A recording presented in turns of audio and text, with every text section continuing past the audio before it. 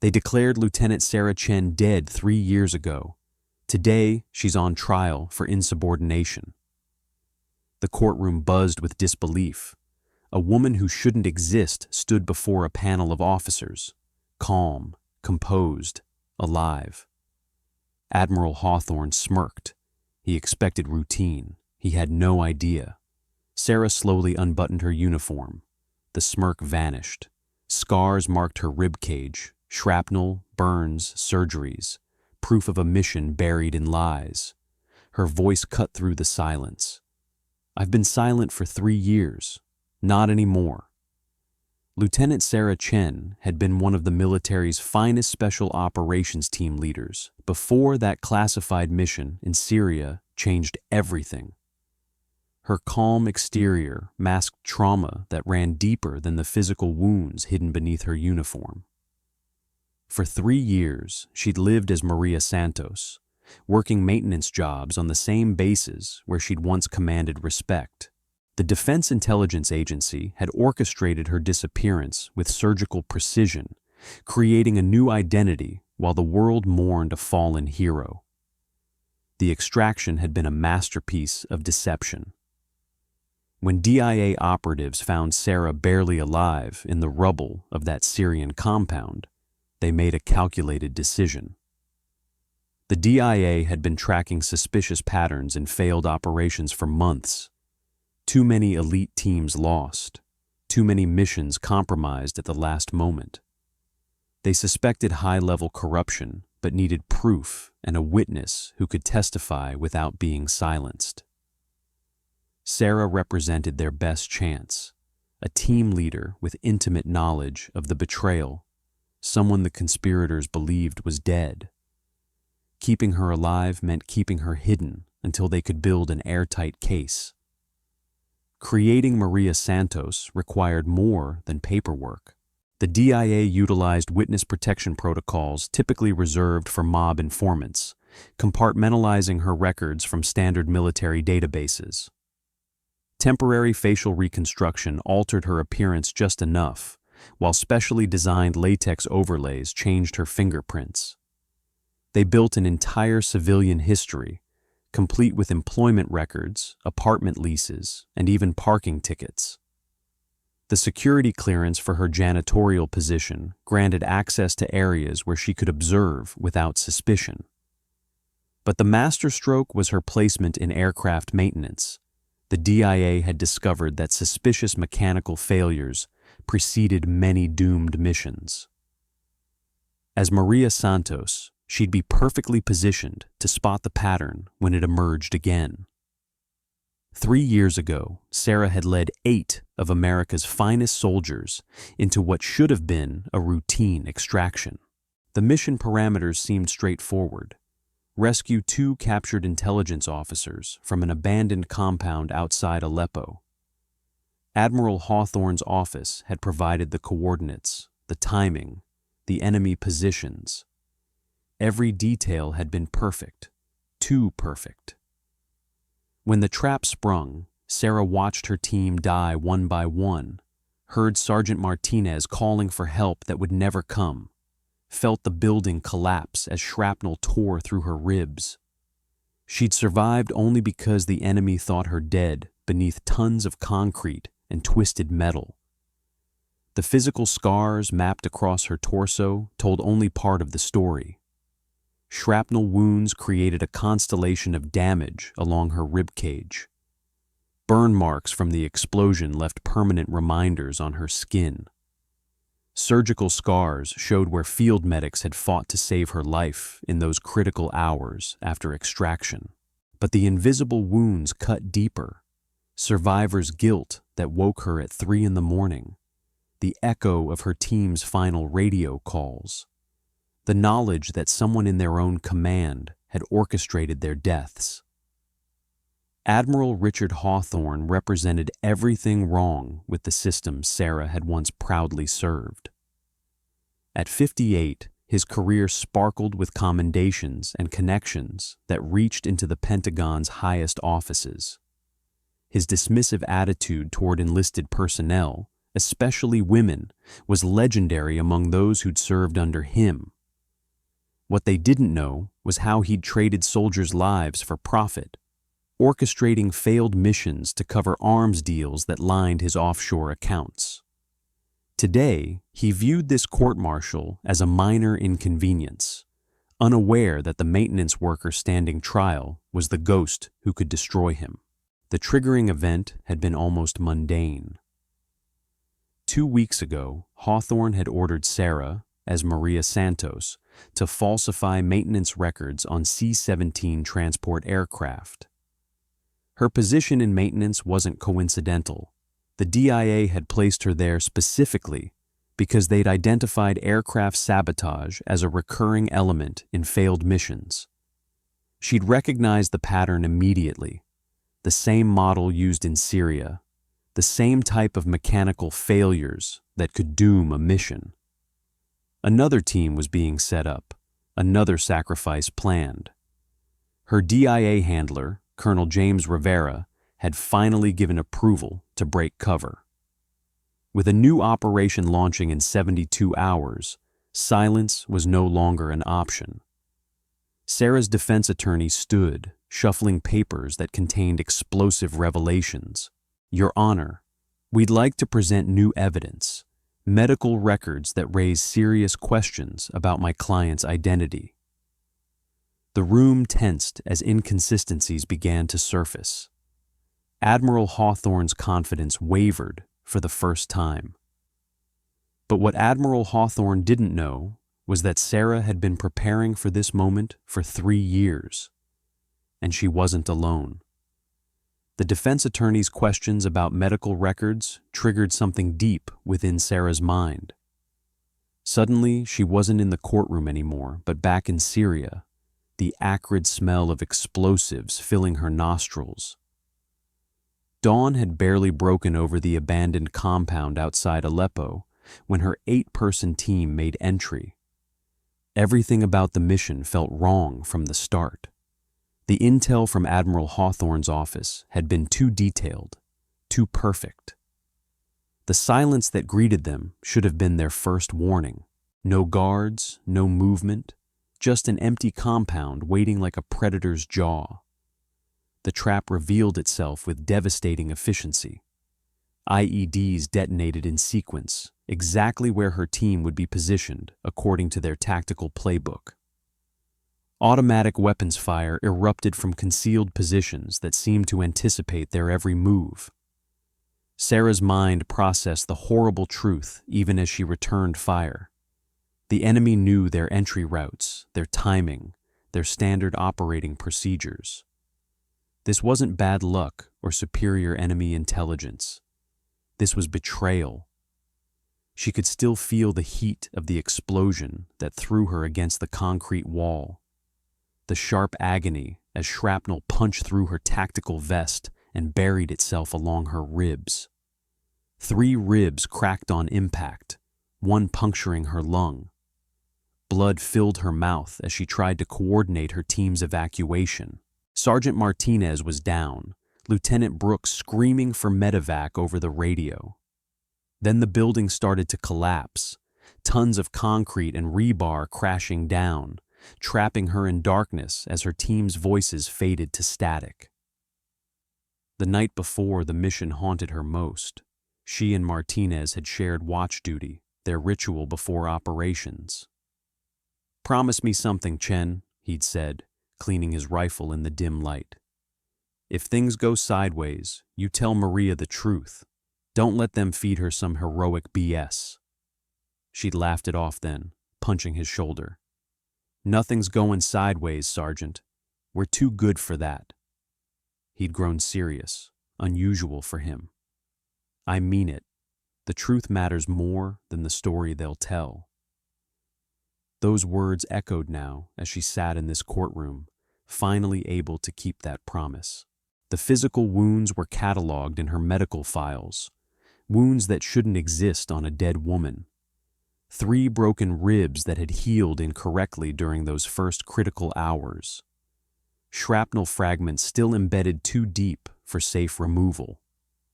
second-degree burns across her left side from burning debris. But the medical reports couldn't capture the sound of her teammates dying, couldn't quantify the weight of survival when everyone else had perished.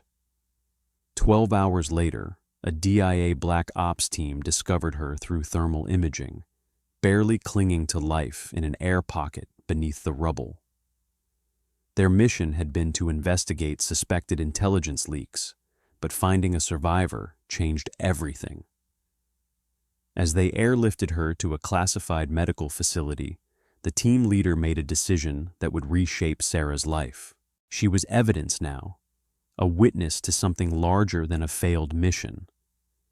The DIA began crafting her death even as surgeons fought to save her life, recognizing that whoever had orchestrated this betrayal would need to believe their secret died in that compound.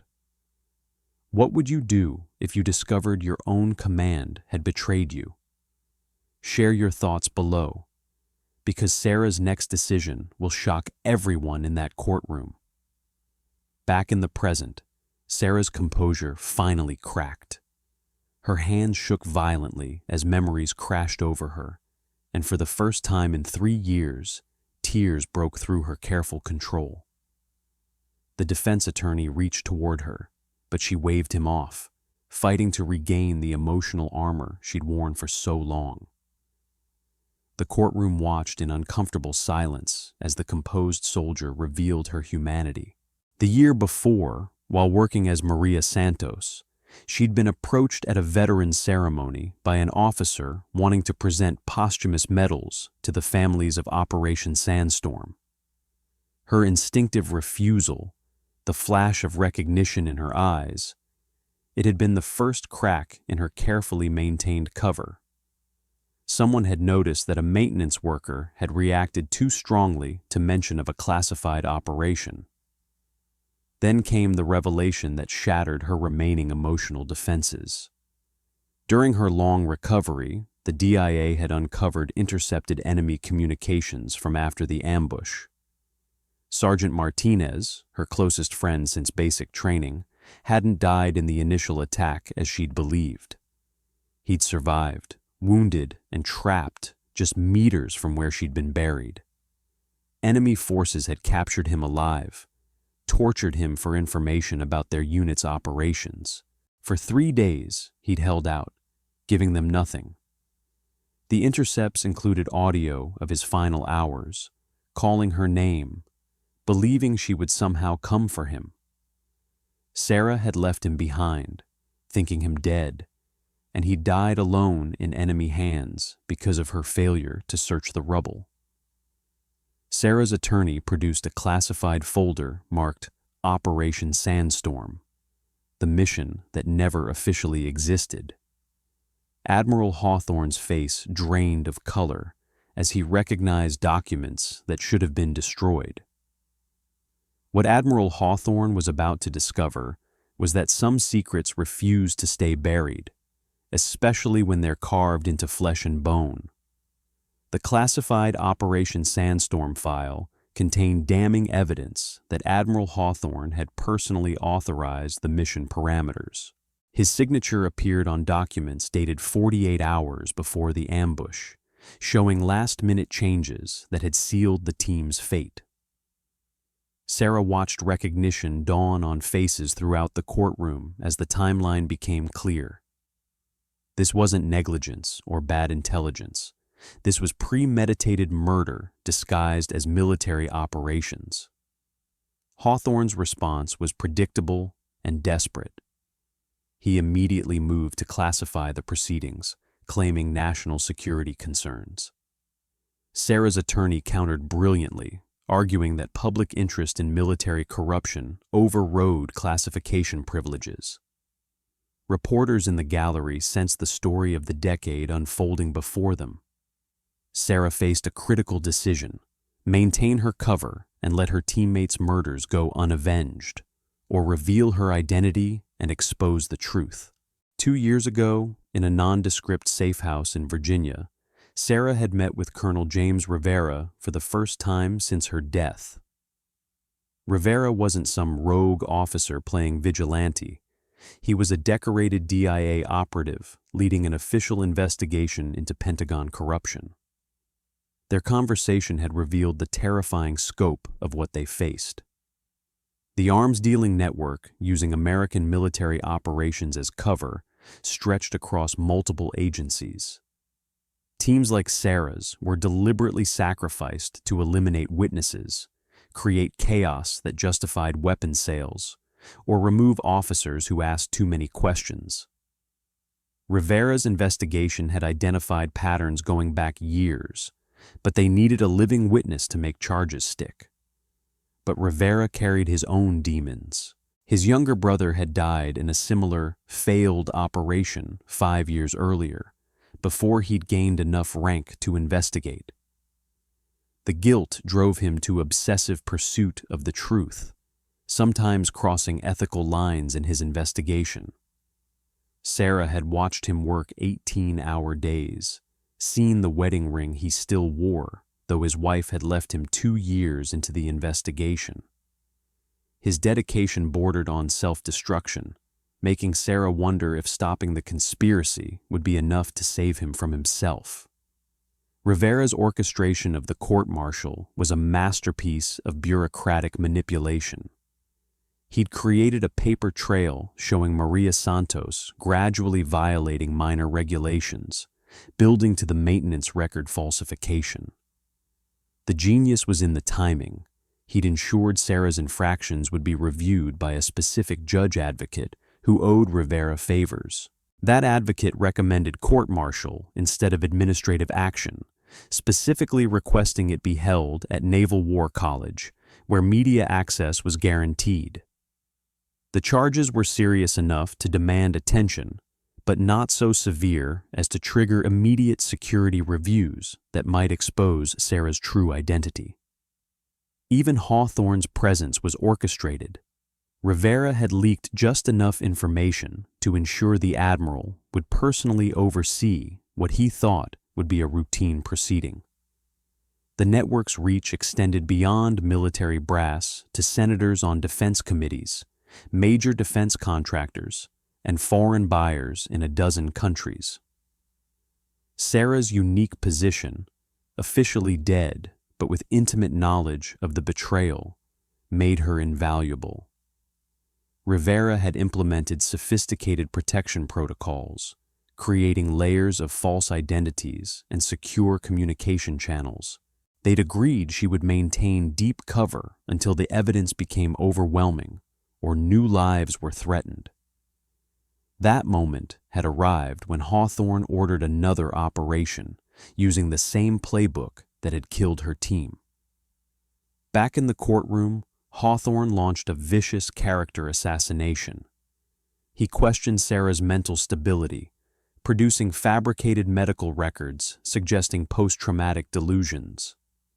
PTSD became his weapon, painting her as an unreliable witness whose trauma had created false memories.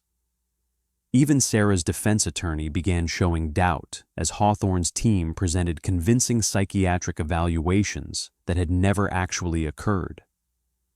The isolation was deliberate and devastating. Make her question her own reality. Make everyone else question her sanity. The moment of truth is here.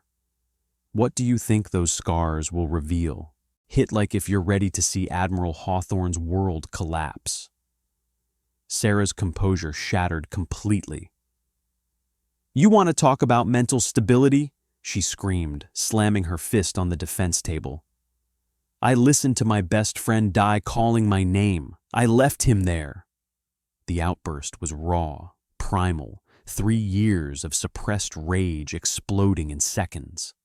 Security moved forward, but the judge waved them back, recognizing this wasn't threat, but trauma. Sarah's chest heaved as she fought for control, the professional soldier's mask finally, completely broken. The calm that eventually settled over her was different. Not the manufactured composure of before, but the peace of someone who'd finally stopped running from their pain.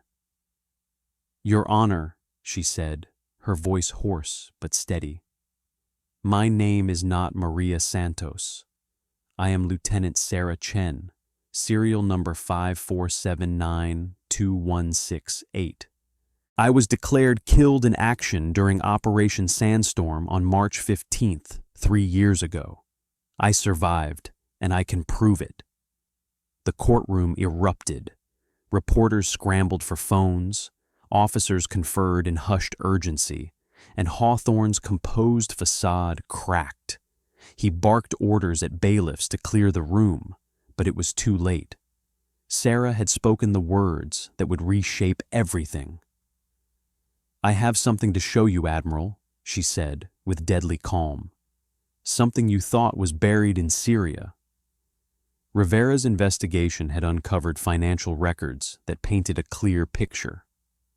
Money transfers to Hawthorne's Cayman Islands accounts coincided perfectly with failed rescue operations. The pattern was consistent: American teams sent on impossible missions, their deaths creating power vacuums that justified massive arms sales.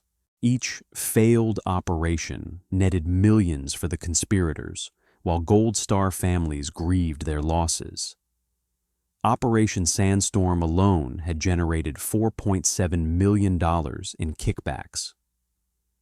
Sarah stood slowly, her fingers moving to the buttons of her uniform shirt.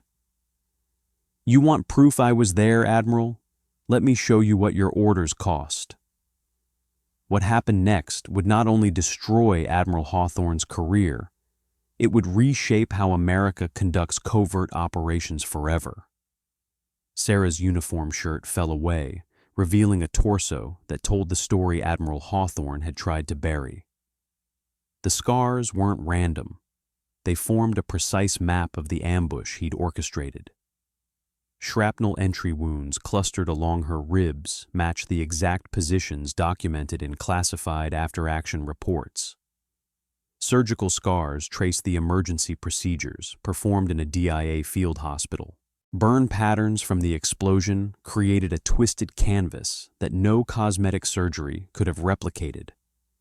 Most damning was the medical tattoo on her left side: blood type, allergies, and her service number, partially obscured by scar tissue but still readable.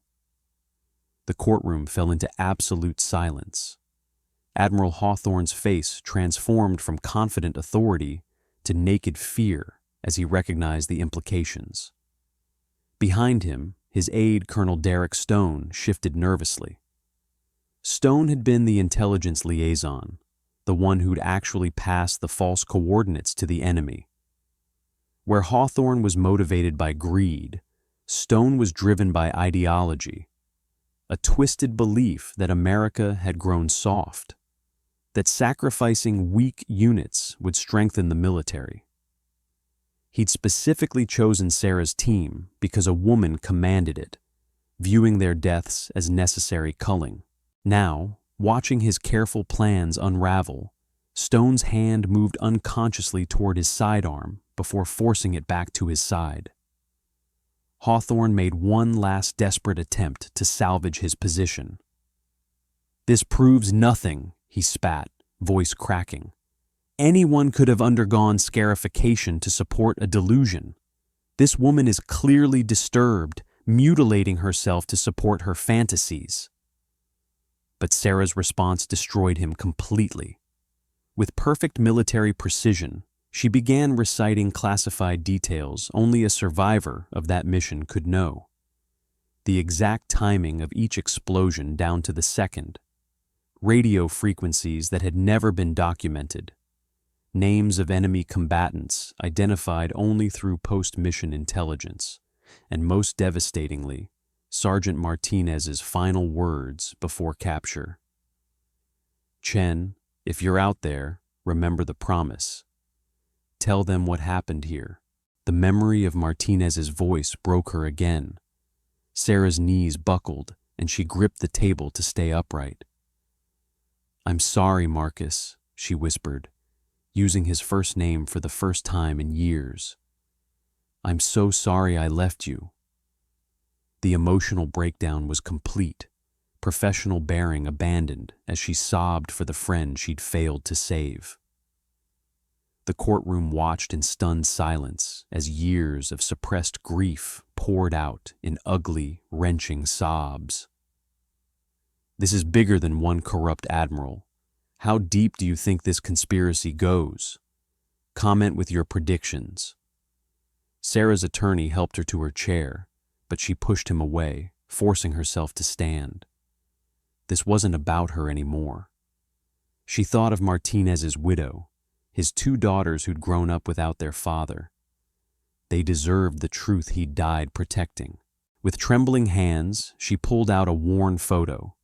Their team at a barbecue 2 weeks before the mission. Martinez's arm around her shoulders, both laughing at some forgotten joke. The man in that photo had trusted her with his life, and she'd failed him. But she wouldn't fail his family. Evidence presentation continued with surgical precision. Financial records showed $2.3 million flowing into Hawthorne's offshore accounts, deposits timed perfectly with each failed operation.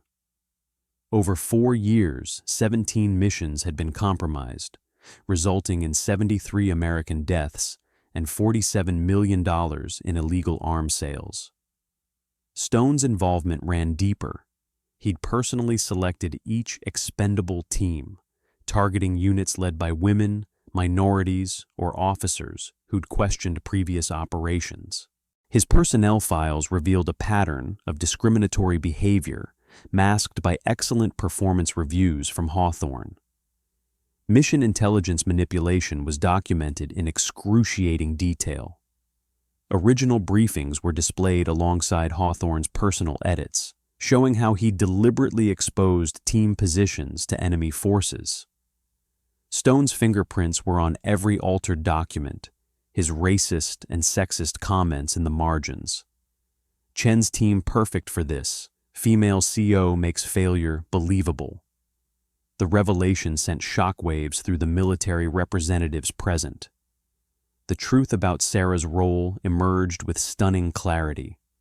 Her death had been staged by the DIA as part of an official deep-cover investigation. Colonel Rivera, revealed as her authorized handler, had overseen 3 years of evidence gathering. The court-martial itself was a carefully orchestrated trap, designed to force evidence into public record and prevent Team Delta's deployment. Every moment of apparent chaos had been planned, every revelation timed for maximum impact. Federal marshals entered the courtroom with arrest warrants for Hawthorne and his co-conspirators. Stone made a desperate move for his weapon, but was tackled by security before he could draw. As they dragged him out, he screamed about patriotism and necessary sacrifices, his true nature finally exposed. Simultaneous FBI raids struck Pentagon offices, private residences, and defense contractor facilities across the country. Most importantly, Operation Delta was immediately canceled, saving 12 soldiers from walking into Hawthorne's trap. Sarah's vindication came with official restoration of her rank and status, including 3 years of back pay and full disability benefits. But standing in that courtroom with her scars exposed to the world, the only thing that mattered was that no more soldiers would die for Hawthorne's greed or Stone's twisted ideology. Sarah's phone buzzed with an encrypted message. "Package delivered. Your family is safe. R." But another text followed immediately from an unknown number. "Others know you're alive now. Run." Sarah had exposed the conspiracy, but her victory came with a price she never anticipated, and enemies she never knew existed. 6 months after the trial that shook America's military establishment, Sarah Chen stood in the Pentagon's secure conference room, facing an offer she never expected. The Secretary of Defense himself extended the appointment, Special Advisor for Covert Operations Integrity, reporting directly to him. But the path to this moment hadn't been smooth. Initial resistance from Pentagon brass was fierce. Many viewed her as a whistleblower who'd violated the chain of command, regardless of her justification. 3 separate review boards questioned her methods, her mental stability, and her loyalty. Senator Patricia Voss, before her arrest, had poisoned the well, claiming Sarah was a DIA puppet, undermining military independence. It took Rivera's testimony, support from Team Delta's grateful families, and public pressure from veterans' organizations to finally secure her appointment. Sarah's influence on military law became immediate and profound. The Military Whistleblower Protection Enhancement Act passed with bipartisan support, creating safeguards for those who exposed corruption. Covert operations transparency requirements mandated multiple oversight signatures for high-risk missions. An independent review board now examined all operations resulting in casualties. Mandatory psychological evaluations for commanders became standard, preventing unstable leaders from sacrificing troops. Her testimony before the Armed Services Committee was studied at West Point, Annapolis, and the Air Force Academy.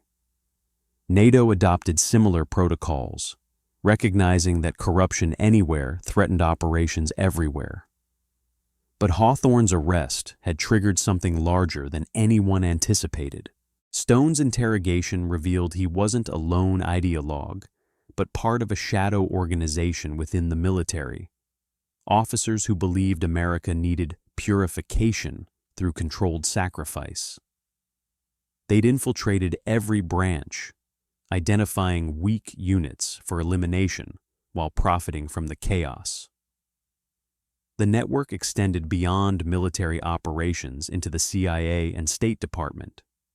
Russian and Chinese intelligence services had been purchasing information for 20 years, compromising assets worldwide. What started as a military scandal became a national security crisis requiring systematic counterintelligence operations. Rivera's obsession with the investigation had finally consumed him. 3 months after the trial, Sarah found him in his office at 4 a.m, surrounded by photos of dead soldiers, including his brother. "We got them," he said, not looking up. "But it doesn't bring anyone back." His marriage had ended. His health deteriorated from years of stress and sleepless nights. The victory they'd achieved felt hollow to a man who'd lost everything pursuing it. Sarah became his anchor, the only person who understood the cost of their success. Their partnership evolved from professional to personal, 2 broken people finding solace in shared purpose. The bureaucratic battles for her appointment revealed how deep the corruption ran. Her first nomination was blocked by a committee stacked with Stone's sympathizers. Anonymous threats arrived at her temporary quarters, some from within the Pentagon itself. Her psychological evaluations were leaked to discredit her, painting her as unstable and vindictive. It took a direct intervention from the president, prompted by public outcry when the opposition became known, to finally push through her appointment. Even then, she faced daily resistance from officers who saw her as a threat to military culture. Sarah's transformation from victim to reformer is incredible. What change would you want to see in military accountability? Let us know below. Family reunification brought unexpected challenges. Her mother's grief transformed into rage over the deception, unable to forgive the 3 years of unnecessary mourning. Her father, a career military officer himself, struggled to reconcile pride in her actions with anger at her methods. The hardest conversation came with Martinez's widow, Maria. Sarah had prepared for anger, even hatred. Instead, Maria embraced her, both women crying for the man they'd lost. "He talked about you constantly," Maria whispered. "Said you were the best officer he'd ever served under. He'd be proud you kept your promise." The private memorial service for Operation Sandstorm took place at Martinez's grave. Sarah placed his sergeant's insignia on the headstone, remembering their last real conversation. They'd been discussing his daughters over MREs, him showing photos on his phone. "When we get back," he'd said, "you're coming to Isabel's birthday party. No excuses, Chen." She'd agreed, never imagining she'd attend that birthday 3 years late, explaining to a 7-year-old why her daddy wasn't coming home. Isabel had looked at her with Marcus's eyes and asked if her daddy had been brave. "The bravest man I ever knew," Sarah had answered, meaning every word. Professional vindication arrived in the form of the Distinguished Service Cross and promotion to lieutenant colonel. She became the military's recognized expert on corruption prevention, speaking at ethics conferences and training next-generation officers. But every honor reminded her of those who hadn't lived to see justice served. The speaking engagements were particularly difficult. Each time she told the story, she relived the betrayal, the loss, the 3 years of silence. The shadow threat never fully dissipated. Stone's network had deep roots, true believers who saw Sarah as a traitor to their cause. She required 24-hour security details. Her family relocated to protective custody when credible threats emerged. Multiple safe houses were maintained across the country, communication limited to encrypted channels.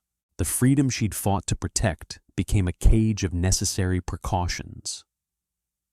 Rivera's team intercepted 3 assassination attempts in the first year alone. What would you do if you discovered corruption at the highest levels? Sarah chose courage over comfort. Share this story if you believe truth matters more than convenience. Her role as mentor to new agents became perhaps her most important legacy. She taught survival techniques born from experience, integrity tested in impossible circumstances, and the psychological tools needed for deep cover work. But she also taught them about loss, about the weight of survival, about keeping promises to the dead. Her case study became required reading at intelligence schools. Ethics instruction focused on the moral decisions required when loyalty to country conflicted with loyalty to command. The spiritual victory Sarah achieved transcended any military honor. She found balance between the need for justice and the possibility of healing. Standing at Arlington National Cemetery, she maintained her ritual of visiting her teammates' graves. At Martinez's headstone, she left his favorite beer and spoke to him like he was still there. "We did it, Marcus. They can't hurt anyone else." His voice seemed to echo in the wind. "I knew you would, Chen. I knew you would." The future remained deliberately open-ended. Network investigations continued to uncover new connections and old crimes. Stone's organization had infected military culture for decades, requiring systematic reform. Sarah's evolution from soldier to guardian to teacher prepared her for whatever challenges arose. Some conspirators remained at large, a reminder that vigilance could never cease. Her appointment, hard-won through political battles and personal sacrifice, was just the beginning of a longer war against institutional corruption. The core insight that had sustained her through 3 years of silence proved prophetic. I can endure. I can be silent, but only when I know that the truth will eventually be heard. Her wounds became symbols not just of survival, but of justice achieved through patience and precision. But in quiet moments, she still heard Martinez's laugh, still felt the weight of leaving him behind, still wondered if justice was enough to balance the scales. But Sarah's story was just the beginning. The network she exposed had tentacles reaching into operations around the world, and not everyone was happy about her revelations. Stone's believers called her a traitor, foreign enemies wanted her silenced, and somewhere in the shadows, The real architects of the conspiracy watched and waited for their moment to strike back.